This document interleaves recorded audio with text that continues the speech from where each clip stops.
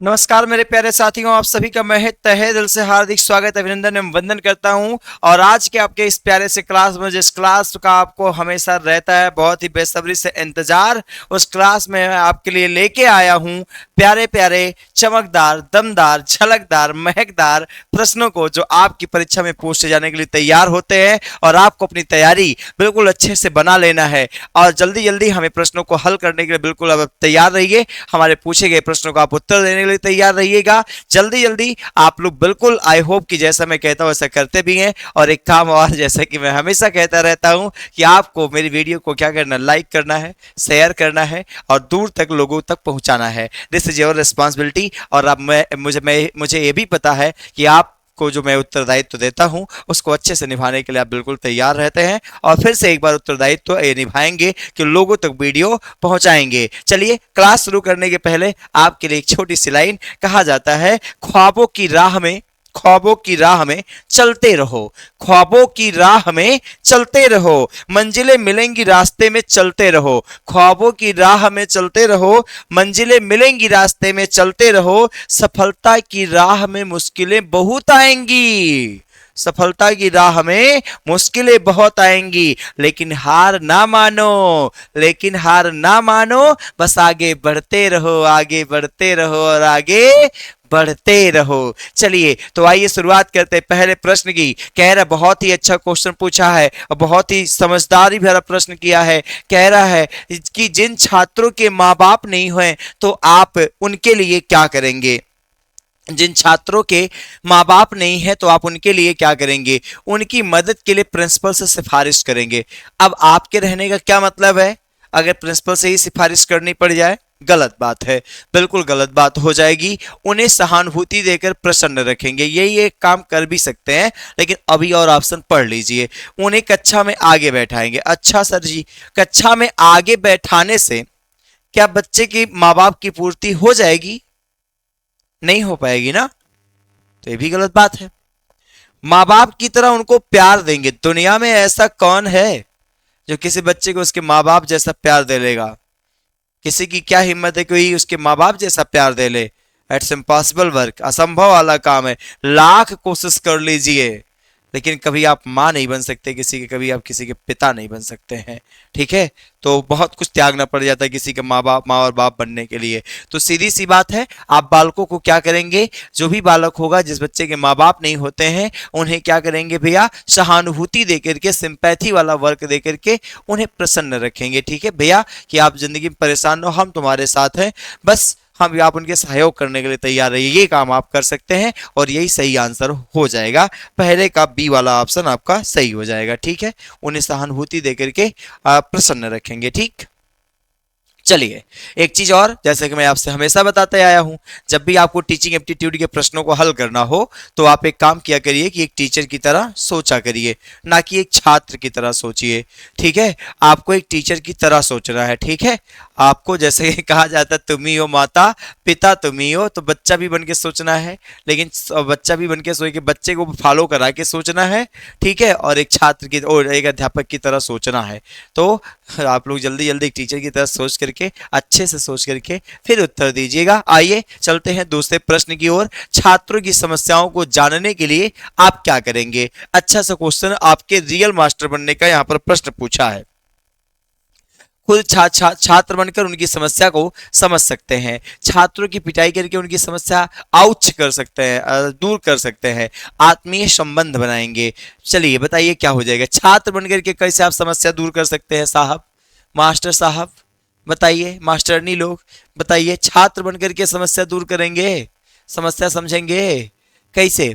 अच्छा, छात्रों को पीट देंगे, बट समस्या लेके आता तो पीट पाट के बराबर कर देंगे, नहीं होगा। ये दोनों के दोनों गलत हो जाएंगे, ये तो गलत हो गया। तो यहाँ पर क्या हो जाएगा, आत्मीय संबंध। जब बच्चे से आप आत्मीय जुड़ाव रखेंगे ना, उससे जब जुड़ेंगे ना, तो क्या करेगा, आपको अपनी बातों को शेयर करेगा और अपनी समस्या को बताएगा। इसलिए उससे क्या करना, आत्मीय संबंध बनाना है। ठीक है, आइए बिल्कुल यहाँ पर दूसरे का क्या हो जाएगा, सी हो जाएगा। तीसरा, छात्रों को चरित्रवान एवं अनुशासित बनाने के लिए आप क्या करेंगे। फिर से एक बार फिर से आपके मास्टर बनने की पहचान पूछी जा रही है, आप कैसे मास्टर बनोगे। अगर कोई बच्चे को आपको चरित्रवान बनाना है, अनुशासित बनाना है, तो आप क्या करेंगे, छात्रों को इसका प्रशिक्षण देंगे, उन्हें अच्छे कार्य करने के लिए प्रोत्साहित करेंगे। फिर उसके बाद अच्छा, चरित्रवान बनने के लिए प्रशिक्षण दिया जाएगा, अनुशासित बनने के लिए प्रशिक्षण दिया जाएगा। आई देखो, मास्टर साहब लोगों को प्रशिक्षण देंगे। अरे दादा, का भैया प्रशिक्षण दोगे,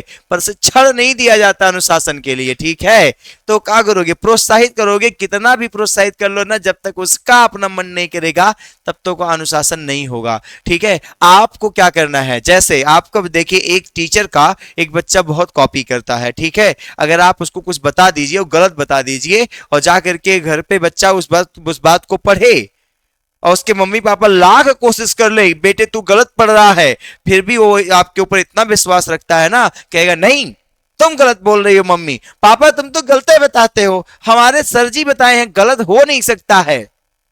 कितना भरोसा रखता है। ऐसे ही अगर आप चरित्रवान होंगे, आप अनुशासित हो जाएंगे, तो बच्चा का भी चरित्र भी बन जाएगा, बच्चा भी चरित्रवान बन जाएगा और अनुशासित बन जाएगा। इसलिए जरूरत आपको है चरित्रवान होने की और अनुशासित होने की। बच्चे आपको देख करके अपना रंग बदल लेंगे। इसलिए सरकारी ऑप्शन नहीं, कौन सा क्या हो जाएगा भैया, सी ऑप्शन बिल्कुल सही हो जाएगा। माता पिता को क्या करने के प्रयास कर रहा है, आप स्वयं हो जाइए। इसलिए कहा गया अपना अपना करो सुधार, तभी मिटेगा भ्रष्टाचार। यहां पर भी अपना ही सुधार करना है, तभी बच्चा बनेगा चरित्रवान। ठीक है, चलिए ठीक है, चलिए तीसरे का सी हो जाएगा। चौथे का, शिक्षा के क्षेत्र में आरक्षण लागू होने से, अगर शिक्षा के क्षेत्र में जो आरक्षण है, आरक्षण को लागू कर दिया जाएगा तो उससे क्या होगा। अगर शिक्षा के क्षेत्र में आरक्षण लागू हो जाए तो आरक्षण लागू होने से क्या हो सकता है, सामाजिक एक रूपता आएगी। चलिए प्रयास तो अच्छा है, ठीक है। सामाजिक रूप से पिछड़े व्यक्ति, देखिए आरक्षण क्यों लागू किया जाता है, आरक्षण का मतलब क्या होता है, जो लोग पिछड़े वर्ग के लोग हैं, जो आर्थिक रूप से पिछड़े लोग हैं या सामाजिक रूप से पिछड़े लोग हैं, तो उनको क्या करना, ला करके क्या करना भैया, सहायता देना। ठीक है, इसलिए किया जाता है। शिक्षा में विसंगतियां आती हैं नहीं, यहाँ पर क्या हो जाएगा, सामाजिक रूप से पिछड़े व्यक्ति को क्या होती है, इससे सहायता मिलती है। ठीक है, तो आपका चौथे का बी वाला ऑप्शन क्या हो जाएगा, B for Bombay is the correct answer. Next question की ओर चलेंगे। शिक्षण में हर व्यक्ति प्रवीण नहीं हो सकता है, आप मानते हैं कि कौन सा व्यक्ति प्रवीण नहीं हो सकता। हाँ, एक चीज पे फिर से आप टीचर की तरह सोचिए, उत्तर दीजिए, लेकिन जल्दी जल्दी उत्तर दीजिए, बातों में ना उलझिए, सीधे जल्दी जल्दी प्रश्न का उत्तर दीजिएगा। छात्र में हर व्यक्ति प्रवीण नहीं हो सकता है, ओ सॉरी, शिक्षण में हर व्यक्ति प्रवीण नहीं हो सकता, आप मानते हैं कि, क्यों नहीं हो सकता है, शिक्षण एक कला है इसलिए, गलत। शिक्षण का क्षेत्र बहुत व्यापक है इसलिए, बिल्कुल सही हो जाएगा। और भी ऑप्शन लेकिन देख लेते हैं। शिक्षण अनुभव के द्वारा होता है, गलत बात है, यहाँ पर ये इसलिए प्रवीण नहीं हो सकता, अनुभव से सीख लेते तो काहे नहीं प्रवीण हो जाता। शिक्षण एक जटिल प्रक्रिया है, जटिल का बात नहीं है, शिक्षण का जो क्षेत्र होता है ना, तो इसीलिए हर व्यक्ति शिक्षण में, पढ़ाने में क्या नहीं हो पाता है, हर व्यक्ति मास्टर काहे नहीं बन जाता है, क्योंकि इसका जो क्षेत्र है ना बहुत व्यापक है, बहुत कुछ त्यागना पड़ता है, बहुत कुछ छोड़ना पड़ जाता है, इतना आसान नहीं है मास्टर बनना। हम तो हरदम कहते हैं कि मास्टर बनना इतना आसान नहीं है, जितना मास्टर कठिन का और कोई काम हो उससे ज्यादा कठिन काम मास्टर बनना है, बहुत कठिन काम होता है, बहुत कुछ त्यागना पड़ता है। अगर आप एक वास्तविक मास्टर बनने तो बनते हैं तो इसलिए क्या जाएगा, हो जाएगा भैया, यहाँ पर शिक्षण का क्षेत्र बहुत व्यापक है, ये वाला ऑप्शन आपका सही हो जाएगा। 6 नंबर क्वेश्चन पर चलते हैं, यहाँ पर 5वें के बाद 6वें पर। 6वां नंबर क्वेश्चन कह रहा है, शिशु शिक्षा के संबंध में आपकी क्या राय है, शिशु शिक्षा के संबंध में आपकी क्या राय है, आपसे जानना है। मास्टर मास्टरनी लोग जल्दी बताइएगा। कह रहा है स्त्रियां ही शिशुओं की अच्छी शिक्षिका होती हैं। अच्छा, खाली वो क्या नाम है, स्त्रियां ही होती हैं, कोई भी स्त्री हो सकती है क्या, चाहे वो बहरों की हो, नहीं। शिशु शिक्षा के लिए मनोवैज्ञानिक पद्धति उपयुक्त है। अच्छा, छोटा बच्चा मनोवैज्ञानिक, कितनी मनोवैज्ञानिक पद्धति अपनाओगे साहब, नहीं बना पाओगे। शिशु शिक्षा छात्रावास में उत्तम होगी। अच्छा, छोटा सा लड़का है बेचारा, उसको छात्रावास में भेज रहे हैं। साहब को देखिए, ऑप्शन है, कह रहा गलत हो जाएगा, सब के सब ऑप्शन गलत है। शिशु शिक्षा की जिम्मेदारी माँ के ऊपर होनी चाहिए, यानी छोटे बालक की जिम्मेदारी, जो शिक्षा की जिम्मेदारी है वो माँ के ऊपर होनी चाहिए। जितना अच्छा माँ सिखा सकती है मेरी राय से, या फिर सही आयोग के भी राय से, तो क्या हो जाएगा, शिशु शिक्षा की जिम्मेदारी माँ के ऊपर होनी चाहिए। आप देखते भी हैं कि माँ ही पहले उसकी क्या होती है, प्रथम शिक्षिका होती है बालक की, है ना। चलिए, आप देश की दिशा बदलने में किसकी भूमिका को महत्वपूर्ण मानते हैं? चलिए, छात्र को मानेंगे। देश की दिशा बदलनी है, देश की दिशा बदलनी है, और आप किसको महत्वपूर्ण मानते हैं? उच्च विद्यालय में के शिक्षकों की। शिक्षक केवल पढ़ा सकता है, शिक्षकों को तो केवल छात्रों की दिशा बदल शिक्षक केवल छात्रों की दिशा बदल सकता है, शिक्षकों के रचनात्मक कार्यों की। बताइए क्या हो जाएगा? आप सोचिएगा, उच्च विद्यालय के शिक्षक ही केवल बदल सकते हैं, निम्न विद्यालय के जो शिक्षक होते हैं वो नहीं बदल सकते हैं। खाली शिक्षक पढ़ा ही सकता है, गलत बात है। शिक्षक केवल छात्रों की दिशा बदल सकते हैं। अगर छात्र की दिशा बदल सकता है शिक्षक, तो शिक्षक के रचनात्मक कार्य क्या कर सकते हैं, देश की भी दिशा बदल सकते हैं। सीधी सी बात है, तो है ना। यानी कि जो उनके रचनात्मक कार्य हैं वो देश की दिशा बदलने की भूमिका में बहुत महत्वपूर्ण माने जाते हैं, और यही आपका 7वें का डी ऑप्शन क्या हो जाएगा, सही हो जाएगा। 8 नंबर क्वेश्चन पे चलते। एक शिक्षक के रूप में आप किस भावना को बढ़ाने में मदद करेंगे? एक शिक्षक के रूप में आप किस भावना को बढ़ाने में मदद करेंगे? एक शिक्षक के रूप में आप किस भावना को बढ़ाने में मदद करेंगे? भेदभाव की भावना को, अगर भेदभाव की भावना को, ईर्ष्या की भावना को, ये सब बढ़ाएंगे? ये मास्टर के लक्षण है, ये सब बकलोले काम है, उल्लुओं का काम है। एक दूसरे की मदद करने की भावना को, जाति धर्म के नाम पर कोई भेदभाव ना हो, ये वाला एक शिक्षक के रूप में आप किस भावना को बढ़ाने में मदद करेंगे? जाति और धर्म के नाम पर कोई भेदभाव ना हो। सबसे ज्यादा जरूरी यही है कि जाति और धर्म के नाम पर कोई भेदभाव ना हो, इसको विकसित करना बहुत जरूरी तो ये भी है, लेकिन कहीं उससे ज्यादा जरूरी ए है। ठीक है, तब एक दूसरे की मदद भी हो जाएगी अगर ये हो गया, दूर हो गया। ठीक, चलिए 9वां नंबर क्वेश्चन। एक अध्यापक के विषय में आपका विचार है। बहुत ही बेहतरीन प्रश्न आ रहे हैं, हर क्वेश्चन आपको परख रहा है, you are a perfect teacher और not, are you a perfect teacher और नॉट, आप एक परफेक्ट टीचर हैं या नहीं हैं, यह हर क्वेश्चन पूछ रहा है आपसे। एक अध्यापक के विषय में आपका क्या विचार है? उसमें उसे किसी बच्चे से किताब ले लेनी चाहिए। फिर इसके बाद आगे कह रहा, अच्छा मास्टर साहब बल लड़के किताब लेके पढ़ाएंगे, उसे किताब के अलावा सहायक सामग्री के साथ पढ़ाना चाहिए? नहीं होगा, उसे बिना किसी किताब के ही पढ़ाना चाहिए। पढ़ाने के लिए अपनी खुद की किताब लेके जाना। एक मिनट एक क्वेश्चन, एक इसको सही से पढ़ना भैया, 1 मिनट देख, रुक जाओ, सही दूसरा कुछ भी हो सकता, रुको। क्या कह रहा है? अपनी किताब तो खुद ले जाना चाहिए, ठीक है, नहीं ये भी नहीं होगा, यहां पर ये भी क्वेश्चन गलत हो जाएगा, ये भी गलत हो जाएगा। उसे किताब के अलावा सहायक सामग्री के साथ पढ़ाना चाहिए। बिल्कुल, किताब भी हो और साथ ही साथ कुछ और सहायक सामग्रियां हो, जिससे आप बच्चों को आसानी से क्या कर सके, समझा सके, इसकी भी आवश्यकता आपको पड़ती है। यही सबसे अच्छा विचार है एक अध्यापक के बारे में। ठीक है, चलिए 10 नंबर क्वेश्चन कह रहा है, शिक्षण कार्य में आदर्श और नैतिकता से आप क्या समझते हैं? यानी कि जो आपकी आदर्श बातें हैं और नैतिक विचार हैं, उनसे आप क्या समझते हैं? एक शिक्षण कार्य में क्या होना चाहिए? अच्छी शिक्षण व्यवस्था। नहीं, अच्छी शिक्षण व्यवस्था से आदर्श और नैतिकता का क्या मतलब है?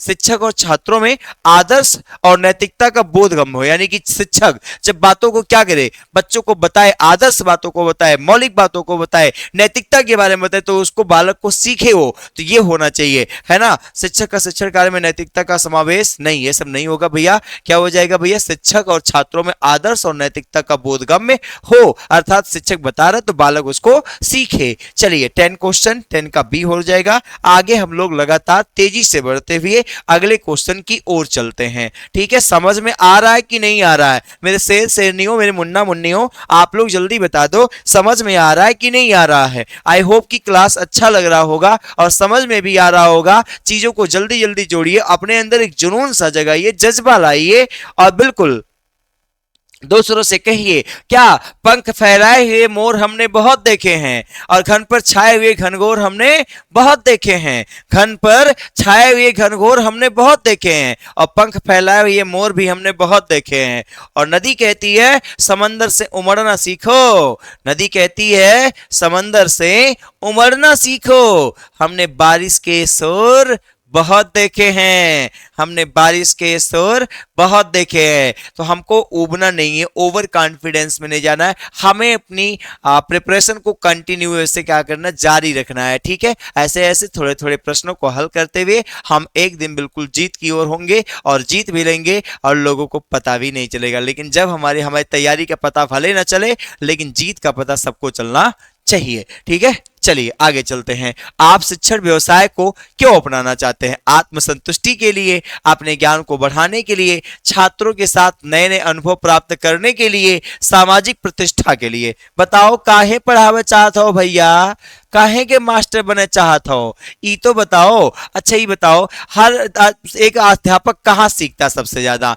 लड़कों से तो सीखता है। तो छात्रों के साथ नए नए अनुभव प्राप्त करने के लिए क्या करते हैं, हम शिक्षण व्यवसाय अपनाना चाहते हैं। चलिए 11 का सी हो जाएगा। 12 नंबर, अध्यापक का प्रमुख दायित्व है। हर क्वेश्चन एक अच्छा अध्यापक बनने के बारे में पूछा। Every question is asking to you, how can you make a perfect teacher? आप एक परफेक्ट टीचर कैसे बन सकते हैं, ये जानना चाहता है। अध्यापक का प्रमुख दायित्व है नियमित रूप से समय पर स्कूल आना, स्कूल के कार्यों में सहयोग देना, नियमित रूप से कक्षा में पढ़ाना, बच्चों के विकास पर समुचित ध्यान देना। देखिए हर ऑप्शन सही नजर आ रहा है, अब उसमें से सबसे बेहतर ऑप्शन क्या होगा? चलिए, नियमित रूप से आप स्कूल पर आएंगे, ठीक है, स्कूल के कार्यों में सहयोग देंगे, वो भी ठीक है।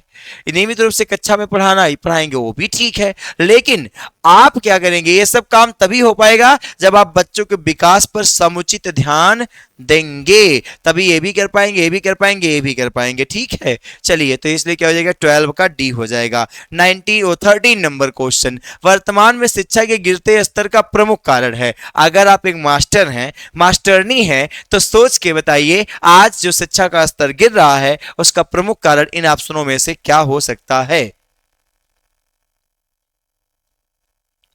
बताइए क्या हो सकता है? पहला का यहां पर देखेंगे ऑप्शन, जवाबदेही का निर्धारण की कमी। आजकल लोग पढ़ तो ले रहे हैं लेकिन जवाबदेही निर्धारण की कमी आ रही है, बिल्कुल सही बात है। दूसरी चीज है, हम बात करेंगे परीक्षा व्यवस्था में मूल्यांकन की खामियां। बिल्कुल, आज देखिए पेपर लीक हो रहा है, मूल्यांकन सही से हो नहीं पा रहा है। तो वर्तमान में गिरता जो शिक्षा के गिरने का प्रमुख कारण क्या है? परीक्षा व्यवस्था या मूल्यांकन की जो खामियां हैं, इन दोनों स्तरों के कारण आप देखिए कितने सारे बच्चे कहते हैं भैया तैयारी करने से कोई मतलब नहीं, पढ़ने लिखने से कोनो मतलब नहीं है। बहुत सारे बच्चे कहते हैं, क्यों?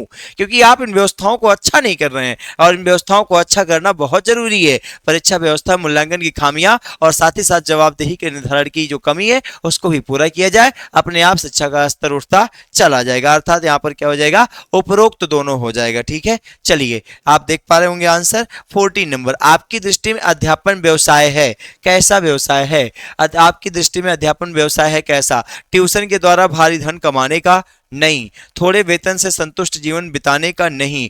जीवन पर्यंत पठन पाठन का है। अध्यापन का मतलब होता है आप जीवन पर्यंत क्या करते रहिए, सीखिए और सिखाइए, पठन पाठन करिए, यही होता अध्यापन व्यवसाय। ठीक है, इसलिए क्या हो जाएगा, 14 का सी हो जाएगा। चलिए 14 का क्या हो जाएगा, सी हो जाएगा। 15 नंबर, अध्यापक के किस व्यवहार का छात्रों पर सर्वाधिक हानिकारक प्रभाव पड़ता है? आप बताइए, आप एक मास्टर हैं और आप ऐसा कौन सा व्यवहार करेंगे कि सबसे ज्यादा उसका क्या हो जाएगा भैया, हानिकारक प्रभाव पड़ेगा? अध्यापक का कक्षा में देर से आना और छात्रों को परीक्षा में कम अंक देना, ये भी गलत बात तो है ही। पहली बात तो देर से आइए, छात्रों को परीक्षा में कम अंक दीजिए, ये भी गलत बात है। लेकिन कह रहे सर्वाधिक हानिकारक प्रभाव, ये भी इस पे भी प्रभाव पड़ेगा, लेकिन सर्वाधिक अध्यापक का कुछ छात्रों के साथ पश्चातापूर्ण व्यवहार करना। अध्यापक का कुछ छात्रों के साथ पश्चातापूर्ण व्यवहार करना, यानी कि बी वाला ऑप्शन भी सेम है, डी वाला भी ऑप्शन सेम है, चाहे बी लगा लीजिए चाहे डी लगा लीजिए। यहाँ पर बिना पक्ष के पूर्ण व्यवहार करना, यहाँ पर ये भी लिखना चाहिए था, यहाँ पर इसको किसी को बनाना चाहिए था, लेकिन दोनों ऑप्शन सेम कर दिए हैं। ठीक है, अध्यापक का कुछ छात्रों के साथ पश्चातापूर्ण व्यवहार करना, यही सबसे सही आंसर हो जाएगा। अगर कोई अध्यापक कुछ छात्रों के साथ पश्चातापूर्ण व्यवहार कर रहा है, ज्यादा नंबर दे रहा है, कम नंबर दे रहा है किसी को, और उसके बाद ज्यादा किसी को कहता है हम इनको बहुत मानते हैं तुमको कुछ नहीं मानते हैं, तो यहाँ पर किसी को ज्यादा वैल्यूएशन करिए, किसी को कम वैल्यूएशन करिए, तो ये क्या है, आप एक अच्छे टीचर के रूप में नहीं माने जाएंगे। तो यहाँ पर चाहे बी मान लो भैया, चाहे डी मान लो। चलो ठीक है, 15 में 16 नंबर क्वेश्चन, आधुनिक भारतीय परिवार अपने बच्चों में जिस उद्देश्य की पूर्ति में असफल हो रहे हैं वह है। देखिए, आधुनिक भारतीय परिवार अगर देखें ना, तो मनोरंजन में तो कोई कमी नहीं रखता है, मनोरंजन की जितनी भी सुविधाएं होती है हर सुविधा को प्रदान करने के लिए वो बिल्कुल जुटा रहता है। ठीक है, ये भी सही है। प्रेम व स्नेह संबंधी उद्देश्य वो भी पूरा ही कर लेता है कैसे भी। ठीक है, लेकिन एक चीज आप देख पा रहे होंगे, आज हमारी बेटियों के साथ, आज हमारे बालकों के साथ जो हमारे बच्चे फांसी लगा लेते हैं, जो बेटियों के साथ दुर्व्यवहार होता जा रहा है, इतने ज्यादा रेप हो रहे हैं, उनकी हत्याएं कर दी जा रही हैं, ऐसे बहुत सारी चीजें हैं। तो ये आधुनिक भारतीय परिवार अपने बच्चों को हर चीज दे देता है, लेकिन सुरक्षा संबंधी उद्देश्य की चीजों को नहीं पूरा कर पा रहा है। ये सबसे बड़ी कमी है कहां पर, आधुनिक भारतीय परिवार में। ठीक है, चलिए आगे देखेंगे 17 नंबर क्वेश्चन में आप देख पाएंगे सुरक्षा संबंधी उद्देश्य। ठीक है, 3 या 4 वर्ष के बालक के लिए उचित दंड हो सकता है। हाँ, बहुत बढ़िया क्वेश्चन पूछा है। 3-4 वर्ष के लड़का के लिए कौन दंड दोगे भैया? मास्टर साहब, मास्टरनी साहिबा, बताओ कौन दंड दोगी? पीटोगी, कनवा पकड़ के उखाड़ोगी, मुर्गा बनाओगे, क्या करोगे? उसे दंड से भयभीत करना पहला ऑप्शन है, उसे उसकी माता की उपेक्षा का भय दिलाना, उससे उसके पिता की उपेक्षा का भय दिलाना, उसे कक्षा में खड़ा कर देना। देखिए, माता की अगर आप उपेक्षा करेंगे ना, हम तुम्हारे मम्मी को मारेंगे, तुम्हारे मम्मी को पीटेंगे, तुम्हारे मम्मी गाली देंगे, तो देखिए तो कैसे करता है, उचित दंड हो सकता है। बिल्कुल, तुम्हारे मम्मी को हम अभी बहुत मारेंगे, बहुत पीटेंगे, ऐसे ही उपेक्षा जब आप करते हैं ना उसकी माता की, उतना पिता की उपेक्षा करेंगे तो उतना उसको भय नहीं लगेगा, लेकिन उसकी माता की उपेक्षा आप करेंगे तो उसको बहुत डर लगेगा और वो काम को अपने कर डालेगा। तो उचित दंड यही है, उसकी माता की उपेक्षा का भय दिखाना। ठीक है, यहाँ पर बी वाला ऑप्शन सही हो जाएगा। ठीक है, चलिए, अब बहुत लोग सोचेंगे सर पिता को भी देता, नहीं, लेकिन जितना माता को देगा उतना नहीं देगा पिता को। ठीक है, वो एक्सेप्शन वाले बच्चे होंगे जो पिता की उपेक्षा का ज्यादा भय देखते होंगे। ठीक है, चलिए यहाँ पर 18 नंबर क्वेश्चन कह रहा है पूर्ण अनुशासित कक्षा की पहचान है। हर क्वेश्चन आपको परखना चाहता है कि आप एक परफेक्ट टीचर है कि नहीं है। पूर्ण अनुशासित कक्षा की पहचान क्या है? कह रहा है कि छात्रों की पठन पाठन प्रक्रिया में पूर्ण रुचि बनी हो और शांतिपूर्ण भागीदारी भी हो। सही तो यही लग रहा है, लेकिन और चेक कर लेते हैं। कक्षा में छात्रों का अपने कर्मों में लगा होना ठीक तो है, लेकिन रुचि तो होनी चाहिए ना। चलिए, रुचि होगी तभी, और शांतिपूर्ण, पता नहीं रुचि तो है लेकिन शांतिपूर्ण नहीं है, तब भी कैसे हो पाएगा? नहीं सही है। कक्षा में पूर्ण खामोशी हो जाएगी, तो फिर वो भी नहीं अच्छी बात है। अर्थात छात्रों की पठन पाठन प्रक्रिया में अच्छी सी रुचि भी हो, इंटरेस्ट भी हो और शांतिपूर्ण भागीदारी भी उनकी हो, तो आप ऐसे क्लास को क्या कह सकते हैं? पूर्ण अनुशासित क्लास कह सकते हैं, फुल डिसिप्लिन क्लास कह सकते हैं। देखिए 18 का ये सही हो जाएगा। आइए अगले क्वेश्चन की ओर चलते हैं। प्रभावी शिक्षक की कौन सी बात छात्र को अच्छी लगती है? मान लीजिए आप एक प्रभावी शिक्षक हैं और आपकी बात, कौन सी बात ऐसी है जो एक शिक्षक को क्या होती है? अच्छी लगती है, एक बालक को अच्छी लगती है। बताइए क्या हो जाएगा? एक छात्र को सबसे ज्यादा अच्छी लगेगी पहनावा। पहनावा थोड़े लिए दे है, उसको पहनावा बहुत जरूरी नहीं कि हमेशा वो अच्छा लगेगा। आपकी विद्वता नहीं, आपका पूरा व्यक्तित्व, आपका पहनावा, यहाँ सब ये शामिल हो गया। आपकी विद्वता, बोली, पूरा व्यक्तित्व ही क्या हो जाएगा आपका? या प्रभावी शिक्षक की कौन सी बात है, यानी कि आपका पूरा जो व्यक्तित्व है, आपकी जो पूरी पर्सनालिटी, आपकी पहनावा, आपका व्यक्तित्व, आपकी बोली, आपकी विद्वता, ये सारी बातें क्या कहती हैं? उसका, आपका अध्यापक का पूरा व्यक्तित्व ही क्या करेगा? प्रभावी होगा। तो बालक के सबसे ज्यादा आपका व्यक्तित्व ही अच्छा लगेगा। ठीक है, चलिए नेक्स्ट क्वेश्चन की ओर चलते हैं। 20 नंबर क्वेश्चन पर कह रहे प्रभावी शिक्षक होने की बहुत कम संभावना किसकी है? प्रभावी शिक्षक होने की संभावना, बहुत कम संभावना किसकी हो सकती है? कैसे लोग हो सकते हैं? ऑप्शन पढ़िए। कह रहा है वह जो हर समय अपनी विद्वता का बखान करे, जो हरदम कहते अरे हमसे ज्यादा कौन जानता है, तुम जानते, कोई नहीं जानता, हम जो पढ़ा देंगे कोई नहीं पढ़ा सकता है। तो जो हरदम अपनी तारीफ करे उसके मतलब जान लीजिए प्रभावी शिक्षक को नहीं बन सकता है। वह जो नैतिक मूल्यों की शिक्षा देता है। फिर उसके बाद आगे कह रहा है क्या? ये तो जो नैतिक मूल्यों की शिक्षा अच्छा देगा तो प्रभावी हो ही जाएगा ना, ये नहीं हो पाएगा, गलत हो जाएगा यहाँ पर। वह जिसकी पढ़ाई में कोई रुचि नहीं हो, और जिसकी पढ़ाई में कोई रुचि नहीं हो, आप प्रभावी शिक्षक बन सकते हैं? नहीं बन सकते हैं। तो यानी कि क्या क्या सही हो जाएगा, ए और सी ऑप्शन यहाँ पर क्या हो जाएगा, सही हो जाएगा। चलिए ठीक है, यहाँ पर आपके 20 प्रश्न हल होते हुए ए और सी हमने कहा तिनका जोड़ करके हम लोग धीरे धीरे अपने तैयारी की ओर आगे बढ़ चलेंगे। चलिए आज के लिए बस इतना ही रहेगा। Thank you so much to all of you. कल फिर मिलते हैं एक नई ऊर्जा, एक नए उत्साह के साथ। गला थोड़ा सा बैठा हुआ है तो उसके लिए आई एम सो सॉरी अगर कुछ बातें आपको समझ में नहीं आई होंगी, बट फिर भी आपको बहुत बहुत धन्यवाद कि आपको आपने क्लास में आए, हमारे क्लास को अटेंड किया और आपने बहुत कुछ सीखने का प्रयास किया। ऐसे ही मैं आपको सिखाता रहूंगा, आप सीखते रहिएगा। इसी को हम क्या कहते हैं, अध्यापन कहते हैं। Thank you so much to all of you once again.